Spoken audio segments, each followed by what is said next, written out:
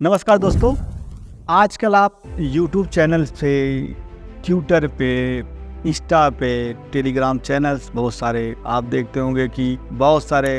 Adviser बोलो या उनको इन्फ्लुएंसर बोलो, वो आ गए आपको बताते हैं कि भाई आप यहाँ पैसा लगाइए, यहाँ पे इतना इसका रेट इतना हो जाएगा, या आपको इन्वेस्टमेंट एडवाइस देते हैं कुल मिला के। तो इसको आज की भाषा में, आज की लैंग्वेज में फिर इन्फ्लुएंसर या फाइनेंशियल इन्फ्लुएंसर बोलते हैं, जो कि आप आजकल आप बहुत सारा ये मार्केट में देखते होंगे कि हर दूसरा आदमी फाइनेंशियल इन्फ्लुएंसर बन रहा है। वो अपना यूट्यूब चैनल लॉन्च कर रहा है, अपना टेलीग्राम चैनल लॉन्च कर रहा है, ट्विटर पे एडवाइस दे रहा है, हर जगह पे ऐसा काम कर रहा है। वो चाहे शेयर मार्केट का रिकमेंडेशन हो या अदर फाइनेंशियल इंस्ट्रूमेंट्स में इन्वेस्टमेंट करने की एडवाइस देते हैं। आपने देखा भी होगा कि गवर्नमेंट ने इस पर बहुत सारे लोगों को बैन नहीं लगाया, बहुत सारे लोगों को बैन लगाने का प्रक्रिया चल रही है। तो दोस्तों, आज मैं आपको बताता हूँ कि ये एक्चुअली ये जो फाइनेंशियल इन्फ्लुएंसर हैं,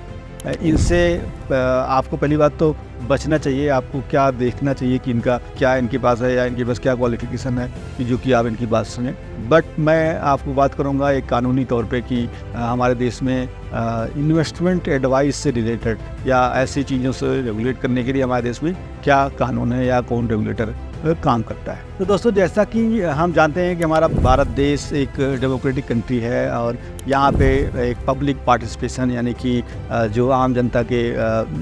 के वोट का या आम जनता के पार्टिसिपेशन से ही हमारी सरकार बनती है और चलती है। और हमारे यहाँ पे अगर बात करेंगे तो फाइनेंशियल लिटरेसी की या लिटरेसी भी कम है, और फाइनेंशियल लिटरेसी की बात करेंगे वो तो अपने यहाँ पे कम ही है एज़ कम्पेयर टू बाकी डेवलप्ड कंट्री के मुकाबले। तो यहाँ पे हमारे देश में अब चूँकि आज की डेट में आईटी का ज़माना है और एक वेबसाइट बना के और एक इंटरनेट का यूज़ करके आप किसी के मोबाइल में, किसी के वेबसाइट में डिजिटल मार्केटिंग के द्वारा या ईमेलर के द्वारा या व्हाट्सएप मार्केटिंग द्वारा पहुँच सकते हैं। कोई भी पहुँच सकता है, तो कोई भी आपको आके सलाह देने के लिए तैयार हो जाता है। तो अब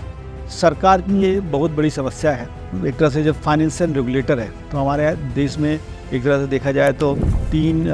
प्राइमरी फाइनेंशियल रेगुलेटर है, यानी कि मुख्य रूप से अपने यहाँ पे 3 फाइनेंशियल रेगुलेटर हैं, जिसमें से एक RBI reserve bank of India, SEBI security exchange board of India और आईआरडी इंश्योरेंस रेगुलेटरी अथॉरिटी जो है वो है। तो आप जिसमें से आरबीआई जो है वो बैंकों से रिलेटेड और एनबीएफसी से रिलेटेड जो रेगुलेशन है, यानी कि जो पैसे का जो लेन देन है उस पे या करेंसी पे जो मॉनिटरिंग है वो नॉर्मली आरबीआई उस पे रेगुलेट करता है। और जहाँ पे कोई भी इन्वेस्टमेंट से रिलेटेड, यानी कि पब्लिक से पैसा लेना, जो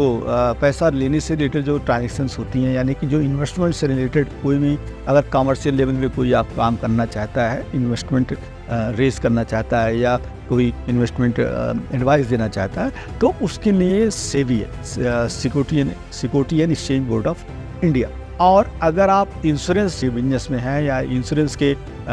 धंधे में आप काम कर रहे हैं, तो आपको आईआरडीए से रजिस्ट्रेशन लेने की आवश्यकता होती है। तो प्राइमरी हमारे यहाँ पे 3 रेगुलेटर हैं जिनके साथ आपको काम करना हो। बट अगर आप देखेंगे जो ये फाइनेंशियल इन्फ्लुएंसर हैं वो कुछ भी एडवाइस दिए जा रहे हैं, तो न उनके पास ना कोई जो है रजिस्ट्रेशन होता है और ना कोई सेबी से रजिस्टर्ड है, ना वो आईआरडीए से रजिस्टर्ड है। और आप इसमें देखेंगे जो अगर आप म्यूचुअल फंड की बात करेंगे तो उसमें म्यूचुअल फंड में एमफी जो है वो एसआरओ है, सेल्फ रेगुलेटरी ऑर्गेनाइजेशन है, जो वहाँ पे जो म्यूचुअल फंड डिस्ट्रीब्यूटर होते हैं वो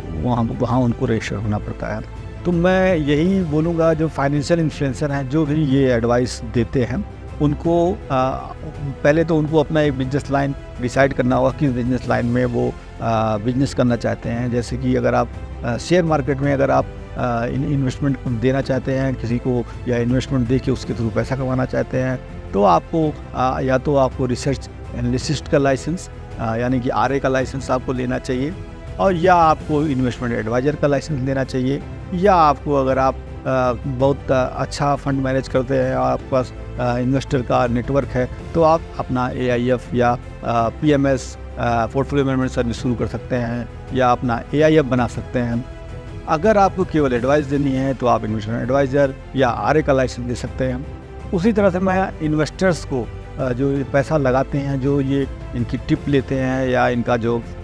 इनके रिकमेंडेशन पे अपनी इन्वेस्टमेंट लगाते हैं, तो आपको पहले चेक करना चाहिए ये जो पैसे आपके पैसे का जो एक रिकमेंडेशन दे रहे हैं या कह रहे हैं कि भैया आप पैसे लगा के आप पैसा बना सकते हैं, तो पहले आप देखिए कि उनकी क्या क्वालिफिकेशन है, वो कहाँ पे रजिस्टर्ड है या उनका क्या ट्रैक रिकॉर्ड है। तो ट्रैक रिकॉर्ड तो चलिए ठीक है, वो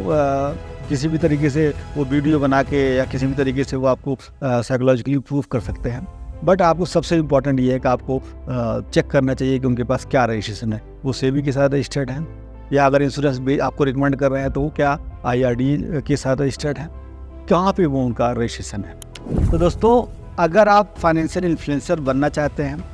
या फाइनेंशियल इन्फ्लुएंसर की या इन्वेस्टमेंट एडवाइस की सर्विस देना चाहते हैं, अगर आपको समझना है या आपके ऊपर कौन सा कानून लगता है या आपको एडवर्टीजमेंट करना है या अपना जो ये बिजनेस को चलाना है, तो किस रजिस्ट्रेशन में या किस रेगुलेशन में आपको रजिस्टर्ड होना चाहिए, तो उसके लिए आप मुझसे संपर्क कर सकते हैं। और दोस्तों, अगर आप इन्वेस्टर हैं तो आप देखिए कि जो वो इन्वेस्टमेंट जो भी आपका सलाह दे रहा है तो वो कहाँ पे रजिस्टर्ड है और किस कैपेसिटी में वो आपको इन्वेस्टमेंट एडवाइस दे रहा है। तो नॉर्मली अगर कोई कोई जो CA है या कोई जो है CS है या मतलब इस फाइनेंस बैकग्राउंड का है या सर्टिफाइड फाइनेंशियल प्लानर है, तो वो आपको एडवाइस दे सकता है क्योंकि उसने उस चीज़ की पढ़ाई करी है या उसके डिसीजन मेकिंग की क्षमता उसके पास है। बट अगर कोई जनरल आपको अगर कोई एडवाइस दे रहा है तो आपको ये देखना चाहिए कि वो कहाँ पे रजिस्टर्ड है और किस बिना पे आपको वो सर्विस दे रहा है। तो दोस्तों, इसके संबंधित अगर कोई भी जानकारी आपको चाहिए, आपको कुछ समझना है, तो आप मुझसे संपर्क कर सकते हैं। धन्यवाद।